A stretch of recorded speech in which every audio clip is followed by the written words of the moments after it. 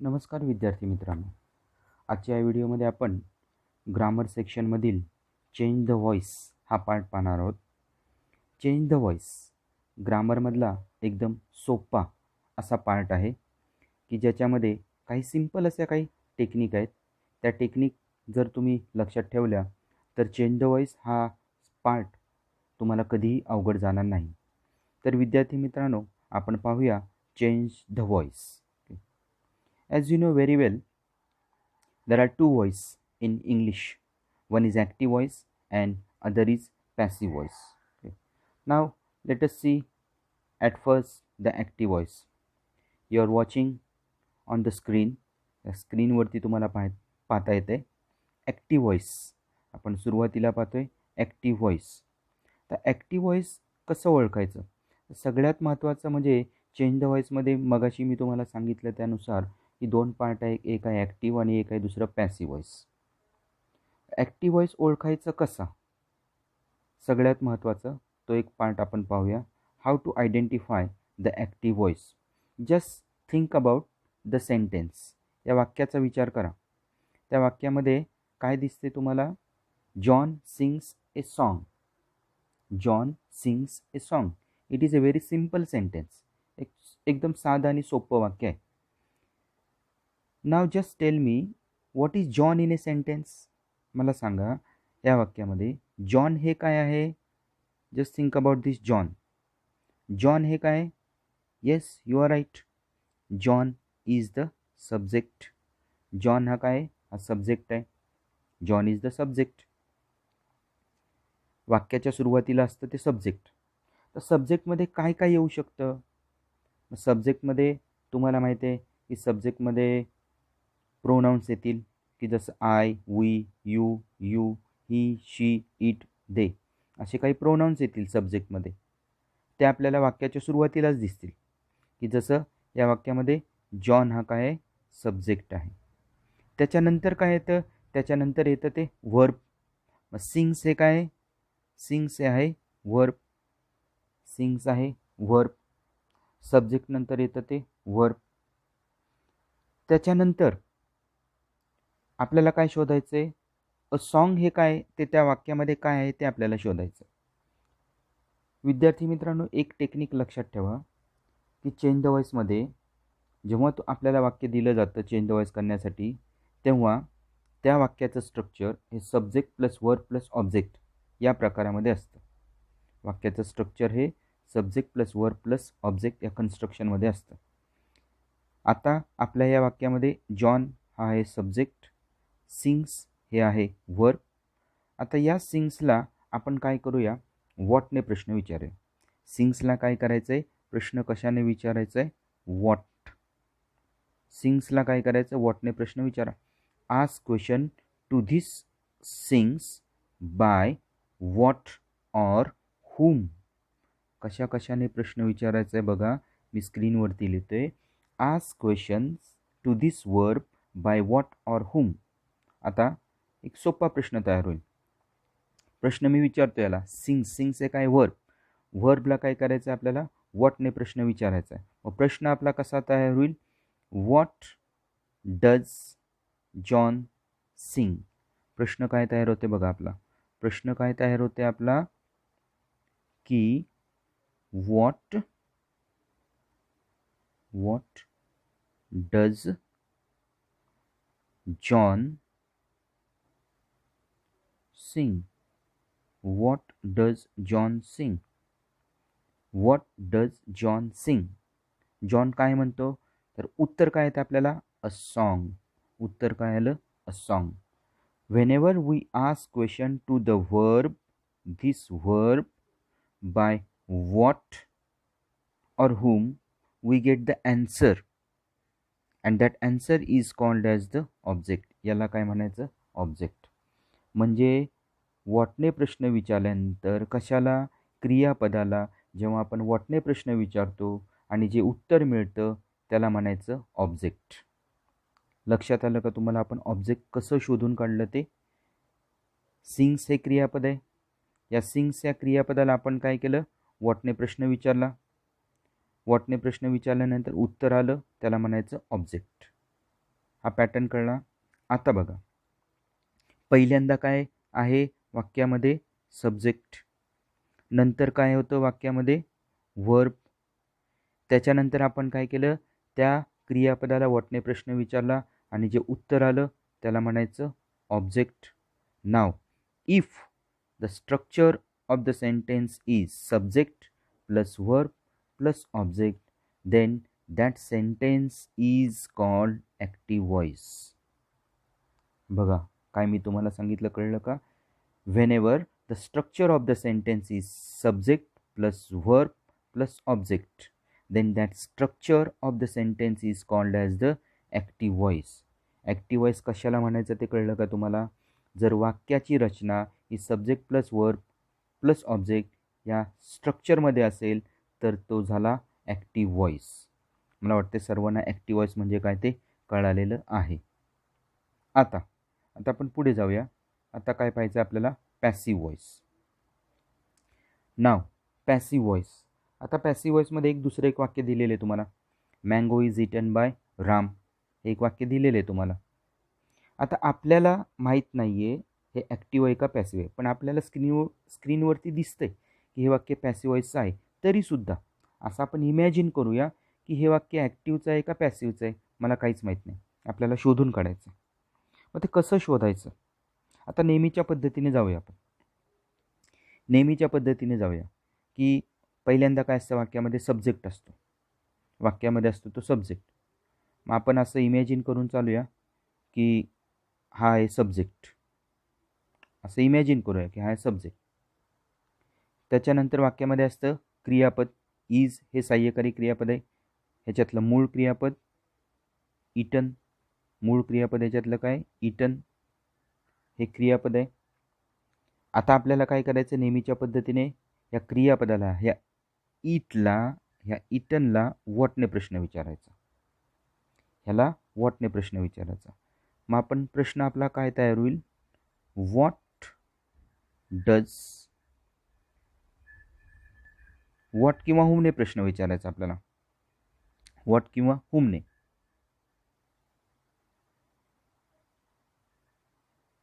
What is Ram it. असा साधा प्रश्न मोडका तोडका आपण तयार केला. रामने काय खाल्लं? किंवा सोपा प्रश्न, what does Ram it. What does Ram it. आता इथे इज आहे म्हणून मी इज सहाय्यकारी क्रियापद घेतलं. प्रश्न आपण विचारतोय व्हर्बला, ह्या इटला आपण प्रश्न विचारतोय. What does Ram it. रामने काय खाल्लं? तर काय खाल्लं? आंबा खाल्ला.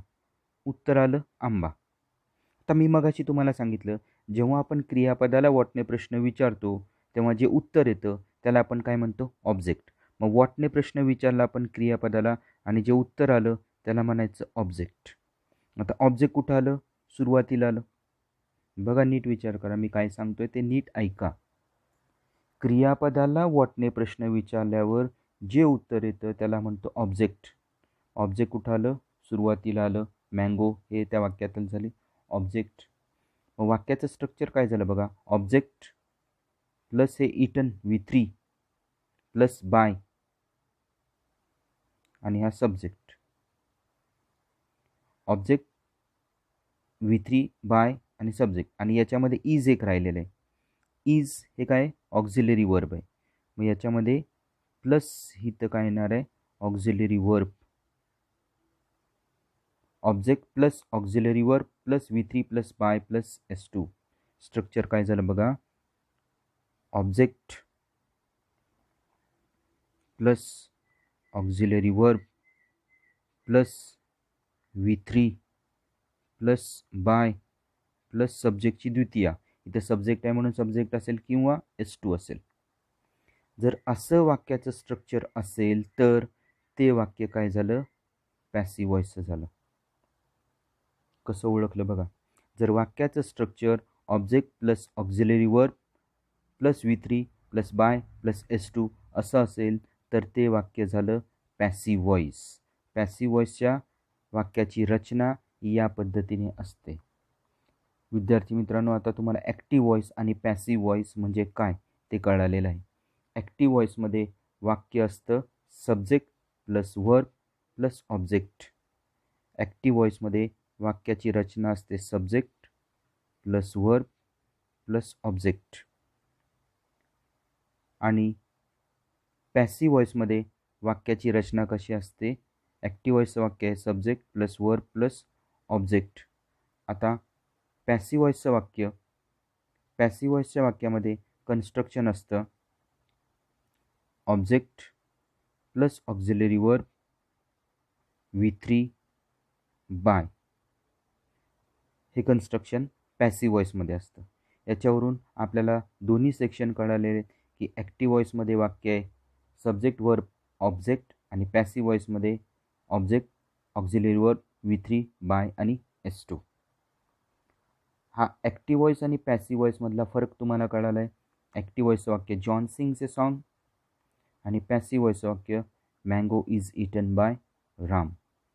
मला वाटते सर्वांना ॲक्टिव्ह व्हॉइस आणि पॅसिव्ह व्हॉइस याच्यातला फरक कळालेला आहे.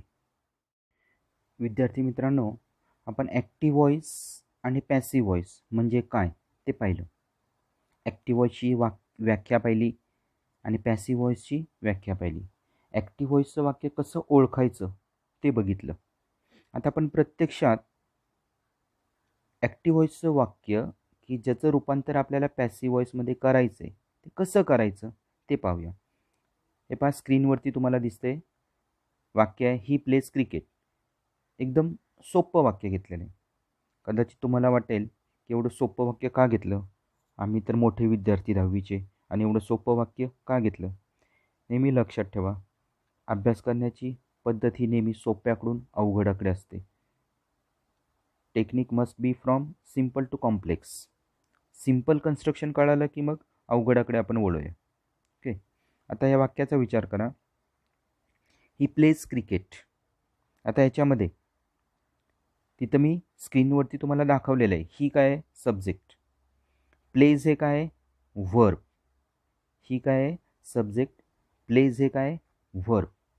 आता या प्लेजला आपल्याला काय करायचं आहे, व्हॉटने प्रश्न विचारायचा आहे. प्लेजला काय करायचं आहे, व्हॉटने प्रश्न विचारायचा. मग प्रश्न विचारायचा, प्रश्न कसा तयार करणार, व्हॉट. त्याच्यानंतर इथं सहाय्यकारी क्रियापद नाही आहे म्हणून डू डज डीड पैकी काहीतरी लिहिलं. इथं क्रियापदाला यस प्रत्यय लागलाय म्हणून इथं काय येणार डज. What does. सब्जेक्ट येणार he. What does he play.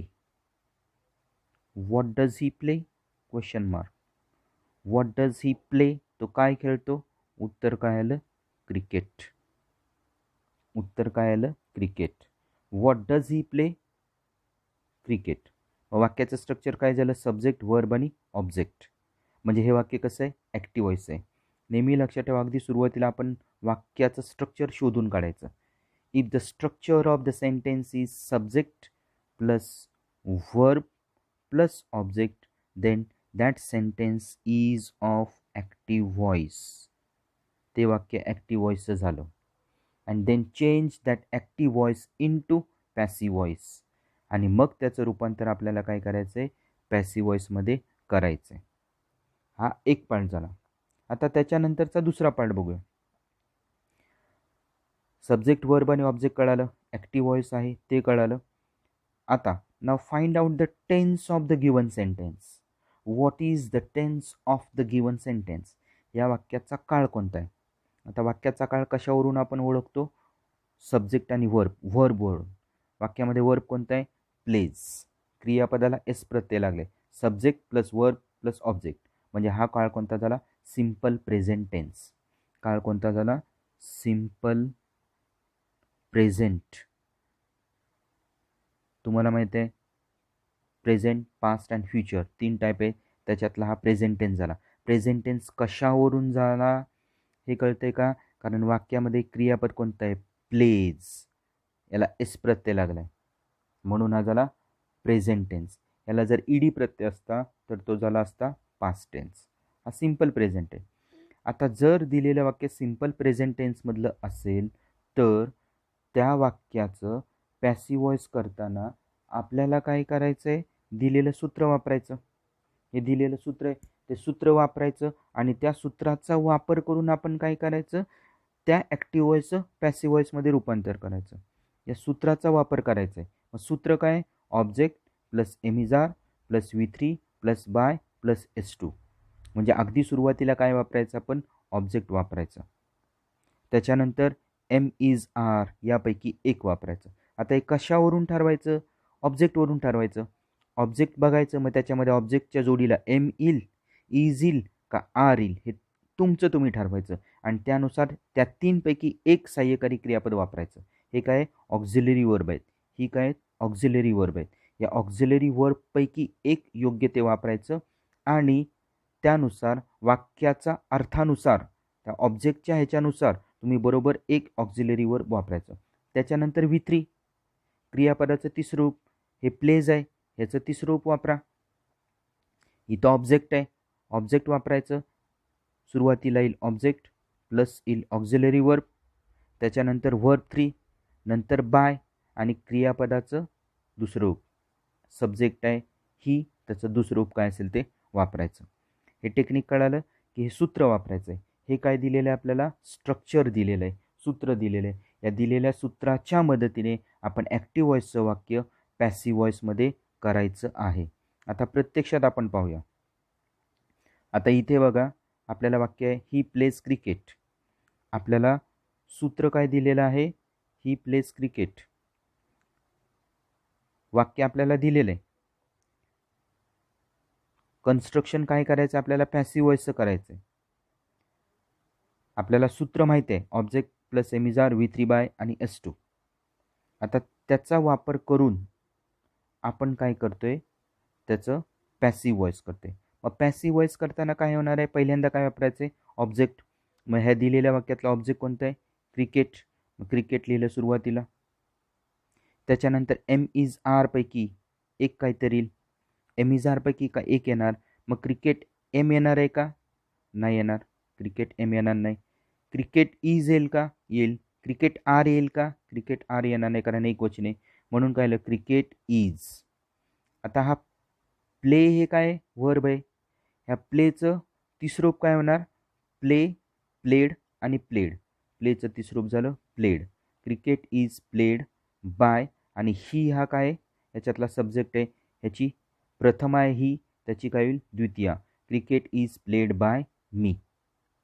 कसं वाक्य केलं, कळलं का. ॲक्टिव्ह व्हॉइसचं रूपांतर आपण पॅसिव्ह व्हॉइसमध्ये कसं केलं, नीट लक्ष द्या. पुन्हा एकदा सांगतो बघा. आपलं ॲक्टिव्ह व्हॉइसचं वाक्य आहे ही प्लेज क्रिकेट. वाक्याचा काळ आहे simple present tense. Simple present tense आहे म्हणून आपण हे सूत्र वापरायचं, ऑब्जेक्ट प्लस एमिजार V3 बाय आणि S2. ऑब्जेक्ट आहे क्रिकेट म्हणून क्रिकेट सुरुवातीला घेतलं. सहाय्यकारी क्रियापद एमिजारपैकी काय येणार, इज येणार म्हणून इज सुरुवातीला घेतलं. त्याच्यानंतर V3 क्रियापद आहे प्ले, त्याचं तिसरं रूप होणार प्लेड, प्लेड घेतलं. त्याच्यानंतर बाय, बाय आहे तसं लिहिलं. S2, एस म्हणजे सब्जेक्ट, सब्जेक्टची द्वितीया मी, हीची द्वितीया मी, म्हणून उत्तर झालं आपलं क्रिकेट इज प्लेड बाय मी. ठीक आहे, कळालं का तुम्हाला सर्वांना. एक सिम्पल प्रेझेंट टेन्सचं वाक्य घेतलं आणि सिम्पल प्रेझेंट टेन्सच्या वाक्याचं पॅसिव्ह व्हॉइसमध्ये रूपांतर कसं करायचं ते तुम्हाला मी आत्ता सांगितलेलं आहे. सिम्पल प्रेझेंटचं वाक्य, त्याचं रूपांतर पॅसिव्ह व्हॉइस. ठीक आहे, सर्वांना कळालेलं आहे. ठीक आहे विद्यार्थी मित्रांनो, आपण ॲक्टिव्ह व्हॉइसचं पॅसिव्ह व्हॉइस कसं करायचं त्याच्यातला एक पार्ट बघितला की ज्याच्यामध्ये जर दिलेलं वाक्य सिम्पल प्रेझेंट टेन्समध्ये असेल तर त्या वाक्याचं पॅसिव्ह व्हॉइस कसं करायचं ते पाहिलं. आता आपण दुसरा पार्ट पाहूया की ज्याच्यामध्ये वाक्य हे सिम्पल पास्टमधलं आहे, तर पॅसिव्ह व्हॉइस त्याचं कसं करायचं ते पाहूया. आता आपल्याला वाक्य दिलं आहे ही वॉच्ड मूव्ही. आता या वाक्याचं आपल्याला पॅसिव्ह व्हॉइस करायचं आहे, तर आपण नेहमीच्या पद्धतीने जायचं. पहिला पार्ट काय, find out the subject. Find out the subject, so he is the subject. Next find out the verb. Which one is the verb? Watched. Watched हे काय वर्ब आहे. या वॉचला वॉटने प्रश्न विचारा. ह्याला वॉटने प्रश्न विचारायचा. माझा प्रश्न कसा तयार होईल? वॉट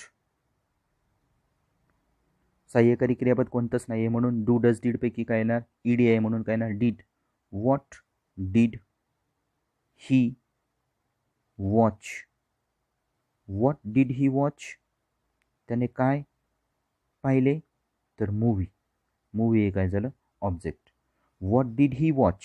काय पाहिले? मूवी. मूवी हे झालं ऑब्जेक्ट. म्हणून वाक्याचं स्ट्रक्चर काय झालं? सब्जेक्ट, वर्ब आणि object. Subject plus verb plus object. म्हणून हे वाक्य झालं ॲक्टिव्ह व्हॉइसचं.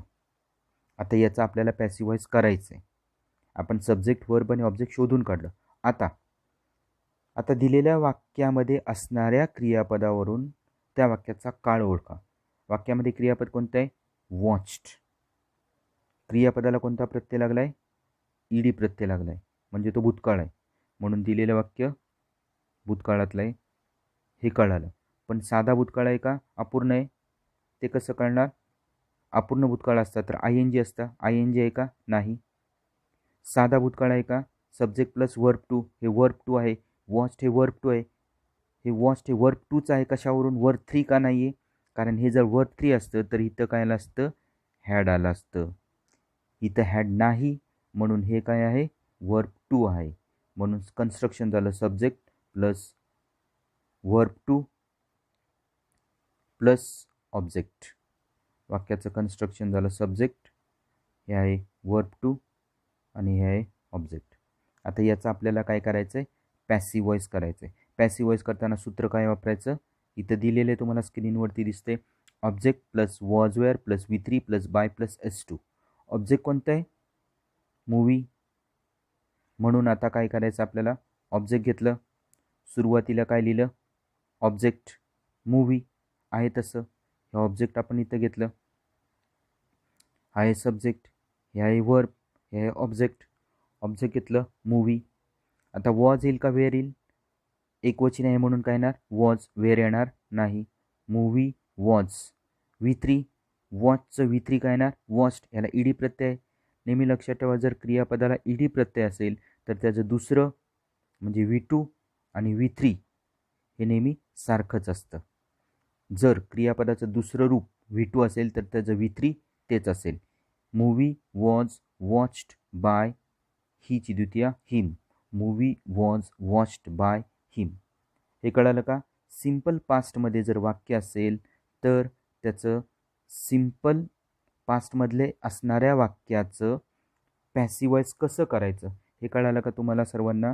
सब्जेक्ट, वर्ब, ऑब्जेक्ट शोधा, वाक्याचा काळ शोधा आणि योग्य ते सूत्र वापरा आणि त्याचा वापर करून पॅसिव्ह व्हॉइस करा. हे पहा विद्यार्थी मित्रांनो, आजच्या या व्हिडिओमध्ये मी तुम्हाला ॲक्टिव्ह व्हॉइसचं वाक्य पॅसिव्ह व्हॉइसमध्ये कसं करायचं त्याची काही सिंपल टेक्निक्स सांगितल्यात की ज्याच्यामध्ये आपण वाक्याचा विचार करायचा आहे, त्याच्यामध्ये सब्जेक्ट वर्ब शोधायचं, ऑब्जेक्ट शोधायचं आणि योग्य ते सूत्र वापरायचं आणि त्या सूत्रांचा वापर करून ॲक्टिव्ह व्हॉइसचं वाक्य पॅसिव्ह व्हॉइसमध्ये करायचं. आज मी तुम्हाला फक्त 2च टेन्स सांगितलेले आहेत, एक सिंपल प्रेझेंट आणि एक सिंपल पास्ट. सगळ्यात महत्त्वाचं बेसिक कन्सेप्ट लक्षात ठेवा की आपल्याला ॲक्टिव्हचं वाक्य पॅसिव्ह कसं करायचं हे कळालं की कोणत्याही प्रकारचं वाक्य तुम्हाला दिलं तर त्याचं तुम्हाला पॅसिव्ह व्हॉइस करता येईल. फक्त काय करायचं? तुम्ही सूत्र पाठ करायचं आहे, सूत्र लक्षात ठेवायचं आहे. ठीक आहे. पुढच्या व्हिडिओमध्ये मी तुम्हाला इतर काळातील काही वाक्य आणि मग त्याचं पॅसिव्ह व्हॉइस कसं करायचं ते मी सांगेन. मला वाटते चेंज द व्हॉइसमधले हे 2 महत्त्वाचे पार्ट तुम्हाला कळालेले असतील की दिलेलं ॲक्टिव्ह व्हॉइसचं वाक्य ओळखायचं कसं आणि त्याचं पॅसिव्ह व्हॉइसमध्ये कसं रूपांतर करायचं. Okay guys, thank you very much for watching me. Thanks a lot.